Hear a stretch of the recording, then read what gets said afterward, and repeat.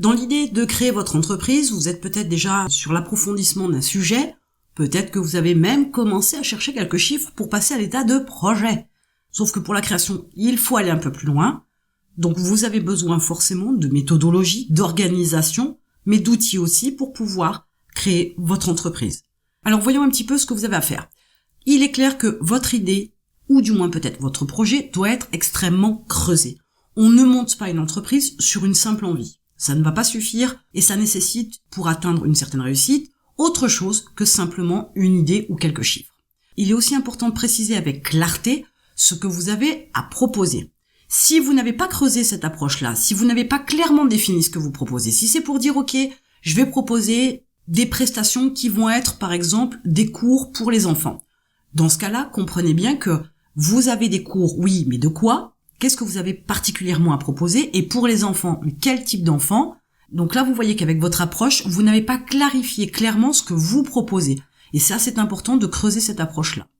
Il y a aussi l'approche de la communication. Comment vous allez pouvoir communiquer ? Comment vous allez pouvoir commercialiser vos produits ? Comment vous allez pouvoir montrer qui vous êtes, du moins vous rendre visible pour qu'on puisse vous trouver ?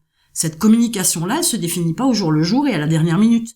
Il faut que les choses soient aussi bien posées, et en termes d'approche, et en termes de canal, etc., de façon à pouvoir savoir ce que vous avez à faire derrière, et véritablement travailler sur le cœur de votre entreprise pour pouvoir la rendre visible et trouvable. Vous devez aussi avoir une présentation de manière générale sur votre entreprise, votre activité, etc., qui soit bien déterminée, parce que généralement, quand on veut créer une entreprise, on n'approche pas la présentation de manière globale. On dit qu'on a envie de faire ça, qu'on va s'adresser à toutes les personnes possibles et inimaginables, et on ne rentre pas dans les détails, on ne rentre pas dans la valeur que pourraient percevoir les personnes en face de vous. Donc il est important de creuser votre approche de présentation pour que vous sachiez clairement quelle image vous voulez renvoyer, quelle image vous voulez que les gens aient de vous. Et il y a aussi les prix. Alors cette partie-là, c'est peut-être la partie la plus délicate pour la majorité des gens, puisqu'ils ont souvent une approche, et peut-être que c'est la vôtre, de vous établir des prix en fonction de vos concurrents, voire en dessous de vos concurrents pour leur prendre des clients. Sauf qu'il faut partir du principe que vos concurrents sont déjà sur le marché. Vos concurrents sont déjà visibles. Et ce n'est pas parce que vous allez avoir un prix en dessous de ce qu'ils font que vous allez leur piquer des clients. Là, vous êtes sur une approche qui n'est absolument pas bonne. Et il va falloir réfléchir autrement sur l'approche de vos prix. Il y a d'autres moyens d'établir le montant de vos produits ou vos prestations. Il est important de se poser pour les définir clairement et non pas histoire de faire plaisir ou de voler des clients à ses concurrents. Vous ne savez pas non plus qui voudra de vos produits parce que vous êtes parti sur l'idée de vendre à tous ceux qui veulent bien acheter. Sauf qu'il va falloir vendre quelque chose à quelqu'un qui le veut bien. Vous allez avoir du mal à commercialiser des couvertures extrêmement chaudes à des gens qui habitent dans le sud du monde ou dans le sud de la France, si on reste ici, parce qu'ils en ont absolument pas besoin. Leur priorité, du moins dans une région chaude, c'est plutôt des boissons fraîches et pas des couvertures chauffantes. Donc comprenez que lorsque vous êtes sur la démarche de vendre des produits et que vous voulez vendre un maximum, c'est clair, mais il faut vendre à des gens qui en ont besoin. Donc déterminer à qui précisément vous allez vendre, ça va être aussi une approche qu'il faut creuser, qu'il faut travailler. Vous ne pouvez pas partir à l'aventure en attendant que ça matche, en attendant de vendre. Non, vous devez clairement proposer les produits, vos produits, à des personnes qui en ont besoin, leur mettre sous les yeux et trouver les bons endroits, bien évidemment, où leur mettre sous les yeux. Et il y a aussi la partie où vous n'avez absolument pas réfléchi en détail sur la manière dont vous allez travailler. J'entends souvent des gens qui ont une idée, voire éventuellement un petit projet, mais qui ne se sont absolument pas projetés dans la manière dont ils vont travailler au quotidien. Il faut vous poser la question. Comment vous allez fonctionner au quotidien ? Si vous avez un job, comment vous allez aménager vos horaires à côté ? Quels outils vous allez utiliser ? Est-ce que vous avez besoin de faire des investissements sur du matériel ? Posez-vous toutes ces questions-là. Il faut absolument creuser. Une entreprise, elle ne se crée pas, comme je vous l'ai dit, parce que vous avez simplement envie de. Eh bien, voilà quelques informations sur lesquelles il va falloir vous poser pour pouvoir établir votre entreprise. Mais l'outil dont vous avez réellement besoin au départ pour pouvoir avoir une entreprise bien cadrée, bien organisée, qui potentiellement a les bonnes bases pour pouvoir réussir, c'est tout simplement, cet outil-là, vous le connaissez et il fait extrêmement peur et je le comprends, c'est un business plan. Alors oui, vous pourriez me dire que le business plan, c'est quelque chose de lourd, de chronophage, de difficile, ça vous apparaît peut-être très compliqué. Et en fait, il ne faut pas avoir cette approche-là parce que finalement, Un business plan, ce n'est rien d'autre que la clarification de votre idée.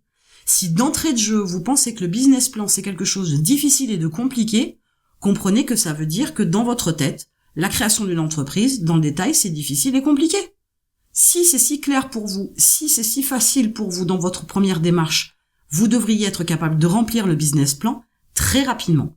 Il est loin le temps où on avait des business plans qui étaient des pavés extrêmement épais, de feuilles de papier, d'informations, etc. et d'explications. Aujourd'hui, vous avez la possibilité de faire des business plans beaucoup plus rapidement. La majorité des informations dont vous pourriez avoir besoin, vous allez les trouver sur Internet. Donc ça va être beaucoup plus facile et beaucoup plus rapide. Mais vous devez très clairement positionner tout ça sur votre business plan. Votre création d'entreprise n'aboutira pas si vous ne posez pas les choses avec un business plan. L'important dans ce business plan, c'est de clarifier, de pouvoir rentrer dans les détails, de pouvoir chiffrer, mais aussi de vous permettre de voir à quoi ça va ressembler. Il se pourrait même que le passage au business plan pour votre création d'entreprise ne vous convienne absolument pas dans les résultats.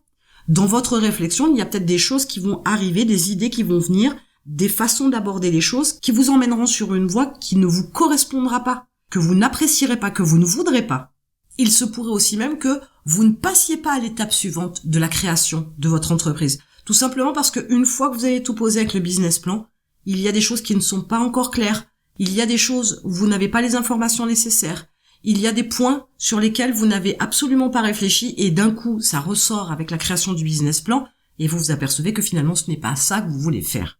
Donc, l'intérêt avec le business plan, c'est de clarifier vos idées, d'approfondir votre envie, d'approfondir votre démarche, d'approfondir la manière dont vous allez travailler, les produits que vous allez vendre, les prix que vous allez établir, les personnes que vous allez toucher, comment vous allez les toucher, quels vont être les arguments forts dans la commercialisation de vos prestations, de vos produits, etc. Et il est clair que si vous avez une idée précise de votre entreprise, vous serez capable de travailler en conséquence. Si vous y allez au jour le jour, comme ça un petit peu à l'aveuglette, on verra bien ce qui se passe, vous ne mettez pas toutes les chances de votre côté pour que votre entreprise réussisse.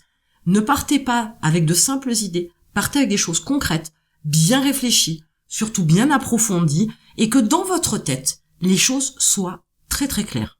Que dans votre tête, les choses soient posées. Que dans votre tête, il n'y ait plus de stress, il n'y ait plus d'angoisse, parce que vous aurez tellement réfléchi au préalable et calé tout ça avec votre business plan, qui fait que vous saurez à ce moment-là ce que vous devez faire, vous saurez ce que vous devez apprendre, vous saurez quelle approche vous devez avoir. Et dans cette approche-là, à connaître l'environnement de votre entreprise, vous serez plus serein, plus zen, plus apte à faire les choses et vous aurez plus d'enthousiasme parce que vous aurez réfléchi aux choses préalablement. Pensez que votre entreprise, c'est une maison. On ne monte pas les briques d'une maison au fur et à mesure comme l'envie nous prend. On prévoit de trouver le terrain, on prévoit un dessin, un plan avec le nombre de pièces, etc., l'arrivée d'eau.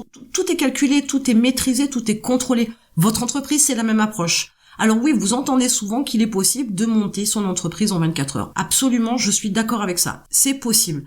Mais là, on parle tout simplement d'une structure juridique. On ne parle pas de commercialisation, on ne parle pas de communication, on ne parle pas de marketing, on ne parle pas de recrutement, on ne parle d'absolument rien du tout. Juridiquement, oui, une inscription par exemple comme une micro-entreprise sur Internet va vous prendre 1 heure. Et vous allez pouvoir mettre en place certaines choses, certains outils dans la journée. Mais véritablement, est-ce que vous êtes sur la création de quelque chose de solide, de tangible, de durable? Je ne suis pas convaincue qu'en 24 heures on puisse faire les choses. Sinon, ça se saurait. Il y aurait des spécialistes en la matière et à aujourd'hui, ce n'est absolument pas le cas. Donc prenez le temps d'utiliser cet outil extrêmement puissant pour réussir votre création d'entreprise et pour pouvoir aussi avoir une vue beaucoup plus claire de ce que vous allez faire pour vous enlever du stress et de l'angoisse. Et en attendant, je vous retrouve de l'autre côté.